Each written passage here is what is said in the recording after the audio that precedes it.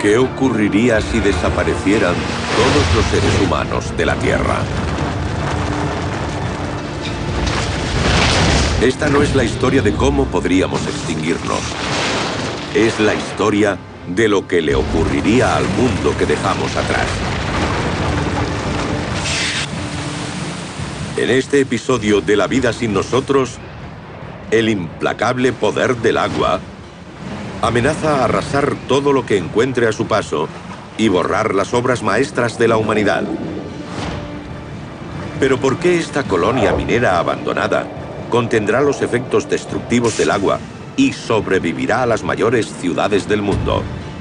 ¿Y qué pasaría con el río de petróleo que fluye por el oleoducto de Alaska? Bienvenidos a la Tierra, población cero. La vida sin nosotros. Olas de devastación.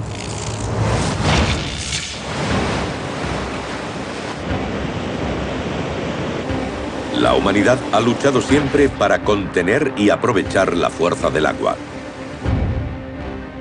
En un planeta con más de un 70% de su superficie cubierta por océanos, lagos y ríos, es una batalla sin final. Ahora que el hombre ha desaparecido, a lo largo de los más de 350.000 kilómetros de costa y los millones de kilómetros de cursos de agua, está a punto de liberarse una furia arrasadora.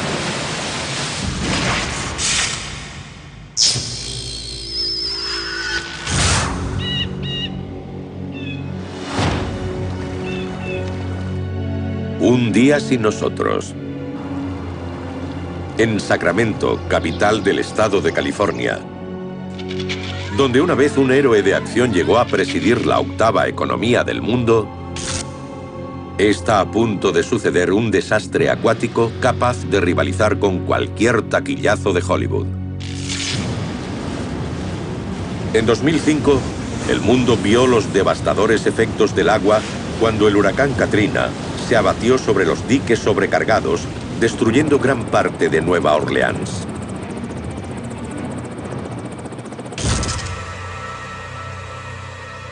Y Sacramento tiene muchas de las mismas debilidades. Cada invierno y cada primavera, fuertes lluvias y riadas de nieve fundida de las montañas de Sierra Nevada convierten los ríos de Sacramento en torrentes letales. Estamos en la confluencia de los ríos American y Sacramento. Los dos, sobre todo en esta zona, están encauzados por diques alzados en sus orillas.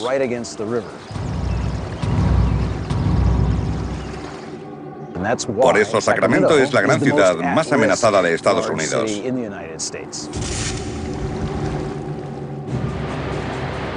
Pero el agua desbordada no es la única malvada de este desastre en curso. Hay miles de cómplices que trabajan para hacer aún mayor la inminente catástrofe. Los roedores son el enemigo jurado de estos diques. Hay marmotas que hacen una red de madrigueras y los peores son los castores. Se piensa que en 2008 los túneles excavados por los animales fueron la causa principal de que se rompiera un dique en la ciudad de Farley, Nevada, cerca de Reno.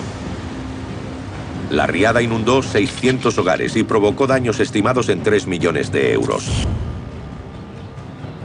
Los diques de Sacramento comparten un peligroso fallo con los de Farley. Los diques de tierra fueron construidos originalmente por granjeros hace más de 100 años. Sin reparaciones, el agua no tardará mucho en encontrar el modo de atravesarlos.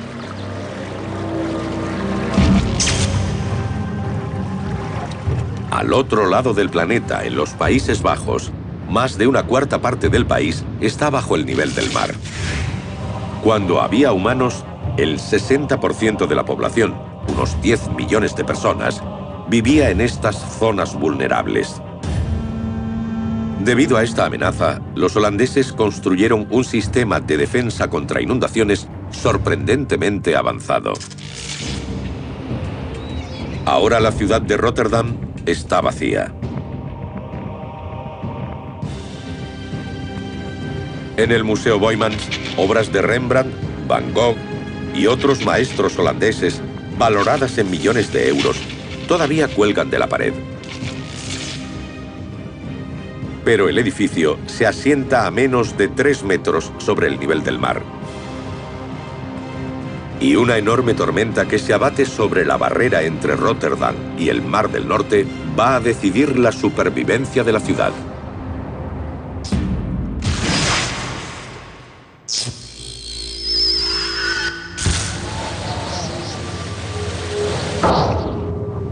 Dos días sin nosotros.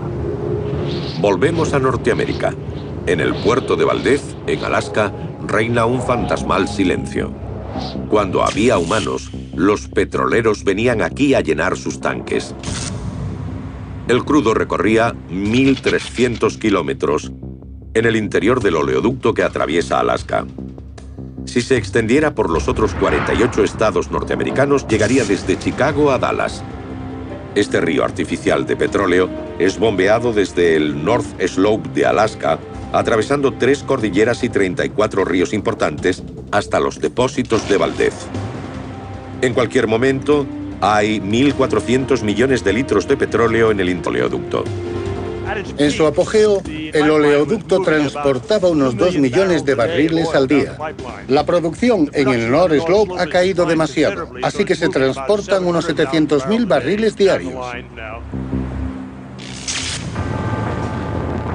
El zumbido de las estaciones de bombeo se detiene cuando se acaban el combustible y la electricidad.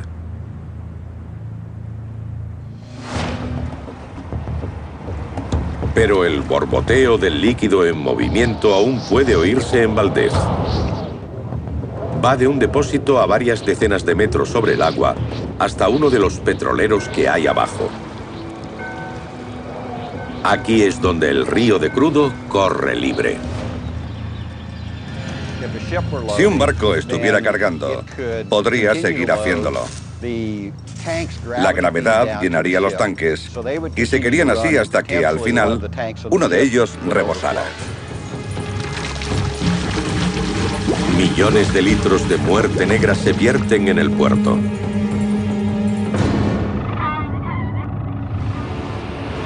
Decenas de miles de aves y mamíferos marinos de los alrededores de Valdez ya han visto esto antes. En 1989, el desastre del Exxon Valdez ocurrió a pocos kilómetros de la costa, en el estrecho de Prince William. Se derramaron unos 42 millones de litros. Ahora este tanque rebosante vierte en el puerto casi el doble. Pero a medida que se acumulan cientos de millones de litros de petróleo, en los 1.300 kilómetros de tuberías se cierne otro desastre.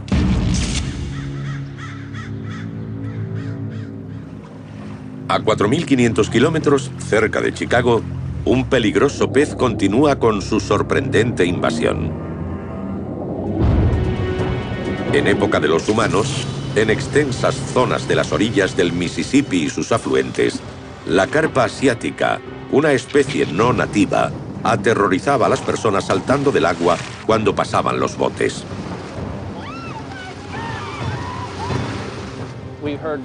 Nos han contado muchas veces que ha habido heridos en el río Illinois, mandíbulas y clavículas rotas, pérdidas de conocimiento, caídas de la moto acuática o del bote. Sí, están cambiando la forma de divertirse en los ríos.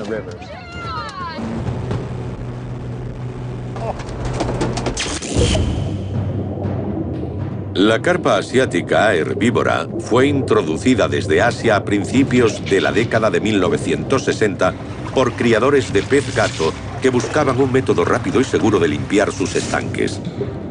Más tarde, las carpas se escaparon durante las inundaciones de los 80 y empezaron a dirigirse al norte. Ahora se abren paso hacia las alcantarillas de Chicago y el canal que lleva al lago Michigan. El hombre temía que si las carpas llegaban a los grandes lagos, aniquilaran a los peces más codiciados, devorando su alimento. Por eso la humanidad montó aquí su defensa definitiva contra la carpa asiática. A los peces que se acercan a esta parte del canal les aguarda una desagradable sorpresa. Una serie de vallas virtuales construidas por el Cuerpo de Ingenieros del Ejército crea una corriente eléctrica en el agua. Al acercarse el pez, cuanto más se aproxime, mayor será la descarga eléctrica que sienta.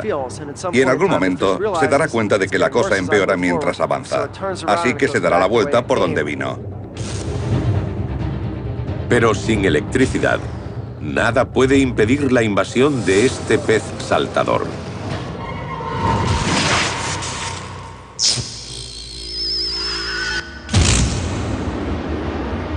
Una semana sin nosotros. Al otro lado del mundo, en Australia, se encuentra una de las construcciones más inconfundibles del planeta, la Ópera de Sídney. Cuando había humanos, el edificio de casi 2 hectáreas consumía tanta electricidad como un pueblo de 25.000 personas. El edificio, de 160.000 toneladas, parece flotar al borde del puerto, pero está soportado por 580 pilotes de hormigón armado hundidos hasta 25 metros bajo el nivel del mar. La ópera acogió unos 3.000 actos al año. Pero ahora solo hay un largo espectáculo final: el lento declive del propio edificio. El agua salada del puerto de Sídney causa el mayor daño. Ataca a los pilotes de hormigón armado. La parte más vulnerable es la que se conoce como zona de salpicadura. En la zona de salpicadura, donde se repite el ciclo mojado-seco, es donde están las peores condiciones, porque los sulfatos atacan al cemento exterior y hay cloruros que, en contacto con el oxígeno, contribuyen a la corrosión del acero.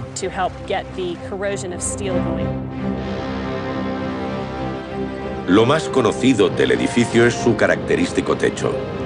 Por ahora, las rampantes proas cubiertas de azulejos cerámicos que coronan la ópera están bien aisladas del salobre aire del puerto. Pero el diseño que hizo posibles estas formas elegantemente curvas guarda ahora el secreto de su futuro.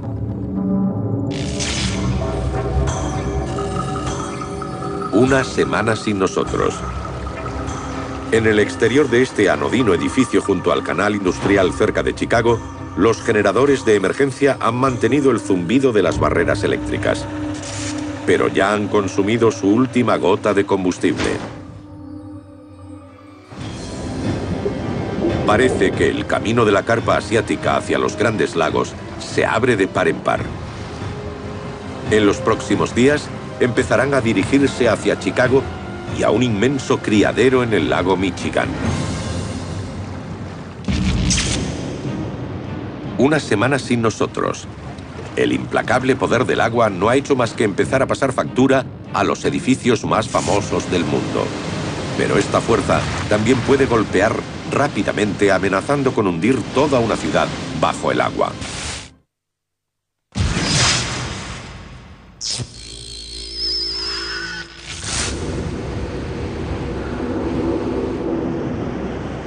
Un mes sin nosotros.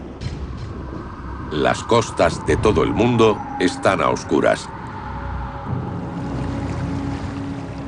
La luz de la luna baña los océanos con un brillo fantasmal. Pero sobre las olas de Los Ángeles, extrañas luces centellean en el mar. En el muelle de Santa Mónica, la noria sigue resplandeciendo con 160.000 luces LED. Instaladas en 2008, hacen efectos controlados por ordenador que pueden verse a más de 15 kilómetros. La noria del muelle de Santa Mónica funciona con energía solar. Mientras esos paneles estén operativos, seguirán alimentando las luces LED. Pero ahora que ya no hay personas, ¿cuánto durará el espectáculo de luz? ¿Y cuánto podrá resistir el muelle el incesante embate de las olas?